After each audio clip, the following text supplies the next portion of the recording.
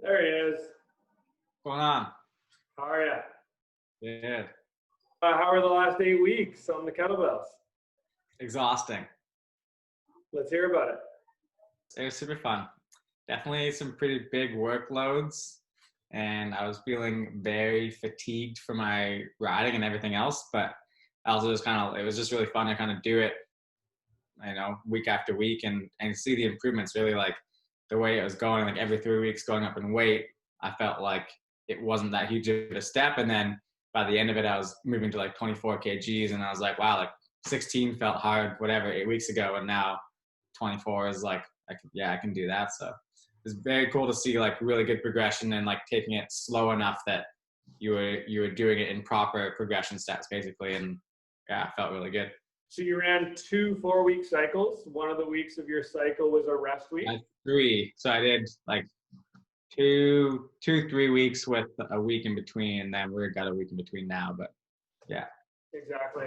And so you had 3 days of workouts with 3 exercises per day. yeah. And then what were your reps teams per week? It was like 10 reps the first week, 15 the second, and 20 the third. If I could manage it, like I wasn't always hitting the 20s because I was quitting before I was compromising myself. So like some exercises are really hard to do. What were the changes you noticed over the 8 weeks? Uh, Definitely like I feel like I didn't put any more weight on, but I just felt like I was bigger. So, but I felt like on the bike I had a lot better of a pedal stroke. I like sprinting up or getting up to speed quickly. I felt like I could push a little bit harder, and I felt strong, super strong on the bike. And I don't know if that's just because I've been riding a lot or what it is, but I've been riding really strong, and so that was really cool. And then other than that, in the negative sense, I was just always sore. My body was just, yeah, sore. It was like I had DOMs almost like consistently throughout the week. Yeah, and I think that might be partly due to you not being able to do anything lightly. Yeah, probably. Always draining the tank. Mm. Cool. So that was 8 weeks. Now we're starting up another 8 week program. There's been some changes. Social distancing measures are different now, so you're riding your bike a lot more. Yeah. We also want to change up your program and maybe put some more like bike and race specific exercises in.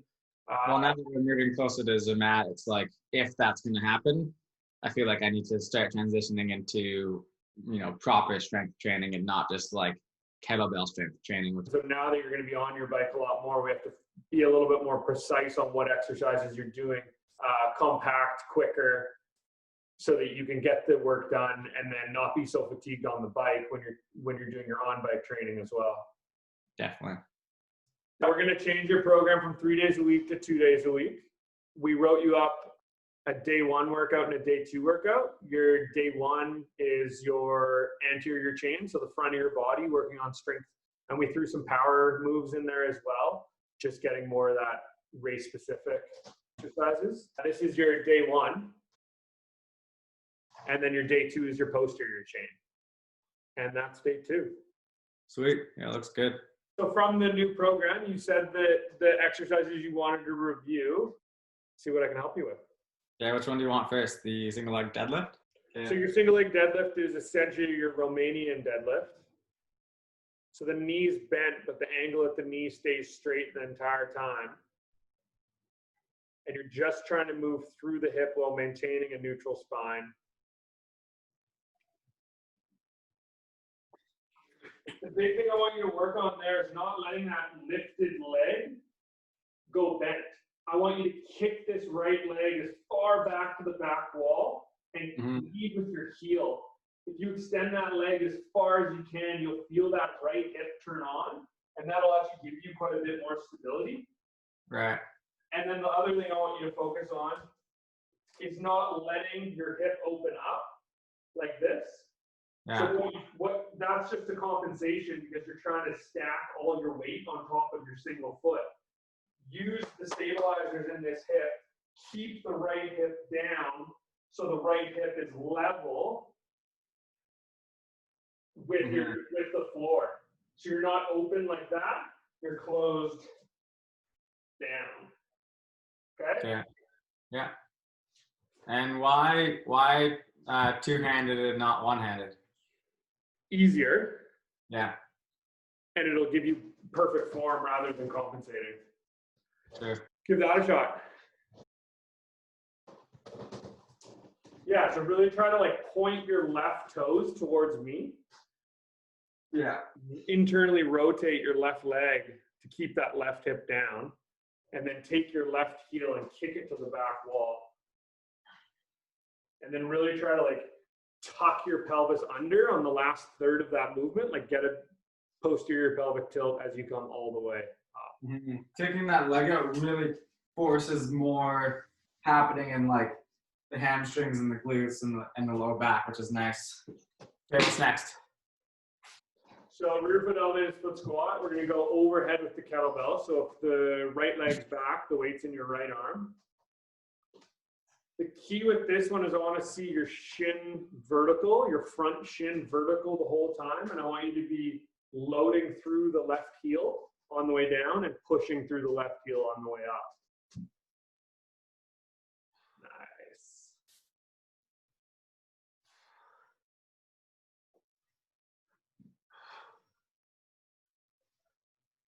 One more. Perfect. I usually start from the bottom and at the back of my ankle there. Start from the bottom, rack it up, press, get your balance, and make sure this shin stays vertical the whole time through the movement. So you really actually do need to step this foot forward more. If the foot's closer to you, it ends up being a lot more of a quad exercise than a hip exercise when you're coming up. So it's here. And I love the weight up overhead for this because it forces you into that thoracic extension. Yeah. A lot of people you see doing this exercise are curled forward like this. If they're holding the weight here or holding the weight down here, if you have it up overhead, It forces you to put it up. Position. So rack it. Now this is the hardest rep right here. It's pushing through the right heel, coming all the way up. Exhale on the way up. One, nice. 60% of your weight should be in that front foot, 40% in the back foot. The back foot's just there for balance. Thinking about loading through the heel of your front foot. Nice tall spine. It's important to focus on that weight to the heel because I feel like when you're doing that weight on the heel, that's what really gets it into the hamstrings and up into the glutes, like connects all those things together. And that's when you're doing a pedal stroke and like your quad is obviously doing a lot of the downstroke, but it's still that like hamstring and glute that kind of pull it back around and it keeps it all strong. Any questions there? No, I like that one. So the skater squat. So that's a single leg squat variation. Why I like this one is it's a single leg squat progression. You can really see improvement week to week by using a target to do your single leg squat down to. So I can use my kettlebell as a target. So you're just going to stand in front of a couple of textbooks or something like that on one leg. I want you to put your arms out and your leg comes back. Tap your knee down to the kettlebell, come back up. Tap your knee down to the kettlebell, come back up. Again, I like this because it keeps you up nice and tall. And then as you get better and better, you can use things that are lower and lower. And then you can go to the floor as well. Cool. I'll use a tire. So toes don't touch the ground, that knee just taps. Think about having the knee track over top of your second toe. Not letting your left knee fall inward, keeping it over top of your toes and keeping your hip over top of your knees. Nice. Try and sit back, knees behind the toes. Big tall chest, don't let yourself round. Yep. Want to try no tire? Nice. Last one. I feel like when I'm doing that, though, isn't my knee coming too far forward? The interesting thing with that exercise, when you get that low to the ground, your knee has to come forward. And so sometimes you'll notice a difference from side to side just based on how much ankle range of motion you have. Yeah. So if your ankle locks out early, you'll get stuck and you won't feel like you'll be able to get all the way to the ground.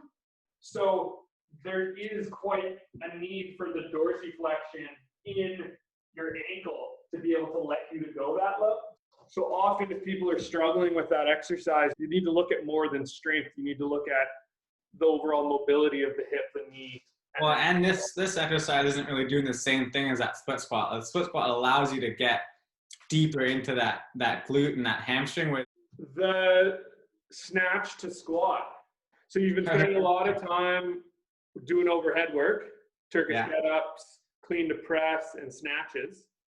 A nice progression of that is turning your snatch and catching it into a squat. Last time we were snatching, so we were just swinging through and up, keeping the velocity of the kettlebell the same the whole time through. Now, at the top, you're loading the weight into your shoulder. And as you're loading it into your shoulder, you're dropping down into an overhead single arm squat. Okay? So again, start with the weight in front of you so you can get that first swing up like we talked about with the kettlebell swings. Yeah.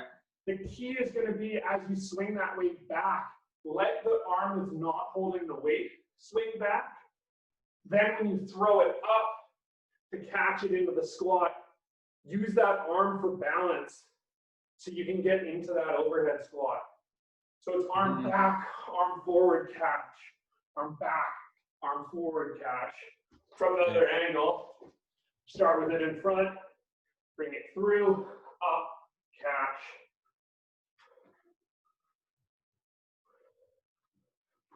All right.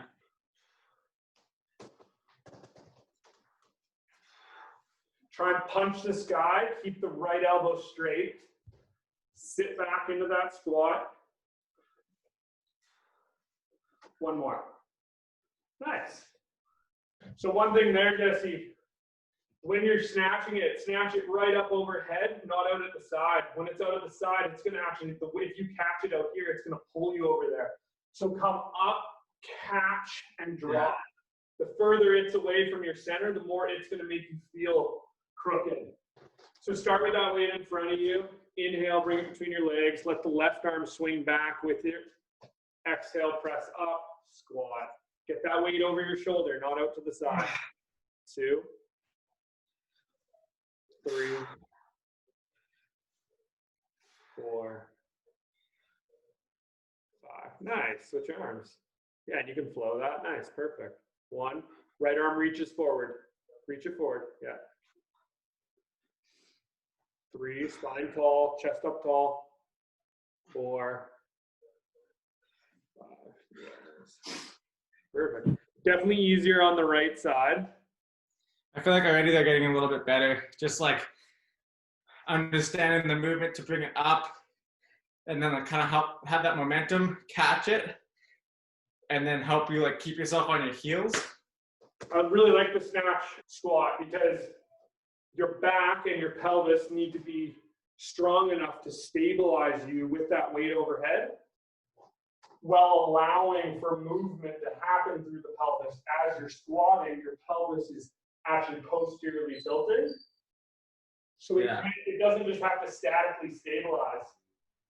It has to stabilize and then slowly let muscles get longer. Like I struggle with that. Like the video you attach and then watching you do it looks easy, and I'm like, I can't. It's very hard to do that. For sure. And that's the thing with kettlebells that we talked about last time is there's a lot of prerequisites of mobility, of strength, of motor control, of proprioception, of balance, coordination that are required with kettlebells. And a lot of people veer away from them because the learning curve at the start is relatively flat and then it takes off. And so once we can get your muscles and your spine more comfortable in that extended position, the brain and the nervous system give you the right to move in that position and to hold strength in that position. What's the benefit for me doing that exercise? Like, how does that translate to my bike I riding? just like how it's a power movement. It's a squat pattern, and there's a stability piece to it. Last exercise is a plyometric squat hop. For an exercise to be a plyometric, we need to have a loading phase where the muscles are absorbing energy, and then an exploding phase where the muscles are releasing energy. Mm-hmm. So for your two exercises I put a broad jump and a vertical jump in for day 1 and day 2. They're split up. And what are the difference? Like, why broad and not just vertical? Like, what does jumping forward do that up doesn't? Yeah, so there'd be more hips for a broad jump and more quads for a vertical jump. Like there's a lot more power coming from hip extension when you're doing a broad jump, whereas when you're doing a vertical jump, it's more the knee extension that pops you up. So I like using a step so you can absorb that first repetition off the step. So you go load, explode, just step down, load into a squat, arms go back, up, Nice. So as you drop down, let the arms come back and then up. Inhale as you absorb, exhale as you jump. Nice. Try that one more time. What I don't want to see is I don't want to see you just step down and have those knees fall inward. Land in your best squat and explode. So don't let any collapse happen through the knees. Go for it. There we go. Nice. Yeah, so big quad squeeze at the top. So you're getting like the biggest contraction you can when you're in the air, absorbing smoothly, and then do a second repetition. Cool. Is that everything I can help you with? Those are all the exercises from the program? Yeah, for the most part, I'm sure I'll have more questions down the road, but it's a good start. For sure. And what do you expect is going to happen to, like, you know, all of that stuff that I built for like so much kettlebell? Like, is that just going to pare down to just what I need for the bike and I won't like lose too much? Specificity is key. So you're good at whatever you do a lot of. So you're good right now at snatches and cleans and presses because you were just doing them for 8 weeks. You are going to take a step back on those, but it'll take less time to get good at them again. And we're keeping the foundations, like we're keeping the clean and press, we're keeping the snatch, we're keeping Turkish get-ups in your warm-up. So a lot of those moves are going to stay. We're just going to do them lighter. And so what are my like goals, or what's my focus for these workouts? Like, I shouldn't be going to like absolute fatigue then. It's just kind of like doing the reps and the weights that you tell me to doing them properly and knowing that's going to like transfer to my riding. Yeah, so think of it that you only have a certain amount of like credit in a bank account that you can spend, and as you spend it, you're more and more fatigued. You need to think that you have to split that up to 5 on-bike days per week, as well as 2 gym workouts and everything else that you do. So think about just completing these workouts. You don't need to go above and beyond. It's okay to do less. You don't need to train everything and put everything into the workouts. The off season, like the off season, is when you're thinking the most and giving the most priority to the gym. Right now, we're thinking more on bike is equally and more important than in the gym. Yeah. I need to change my mindset then. Doing less and doing it successfully, doing it well, and not having any hiccups or having any aches and pains gets you way further than doing something super hard and then having some sort of injury and needing to go to a physio. So yeah, thinking about workload and thinking about your overall stress throughout the week, as well as how that week fits into the other weeks before and after. Yeah. And so right now, if something needs to get missed, a strength workout would be okay to be missed. Well, and to say too, like we didn't go through it, but you give me now I do a pretty thorough warm up with my strength routine. So I like that. I do try to do those warm ups every time I go riding, but definitely for these workouts, I'm doing a 30, 45 minute like movement, little like back strengthening, shoulder strengthening before I'm doing this stuff. And I like doing that 2 to 3 times a week. Like that's when I get, it's kind of like, it's not yoga, but it's like my yoga where I'm moving my body and I'm getting everything kind of like worked out and ironed out. And so that's something I think is beneficial with these workouts. So if I'm feeling tired and maybe not into the strength workout, I'll probably still try to do like just the warm up just to kind of get my body moving. Perfect. Let me know if you need anything. Sure. Otherwise, have fun with this one and send me videos and I'll help you out. Sounds good. Okay, buddy. Yeah, we'll see you later.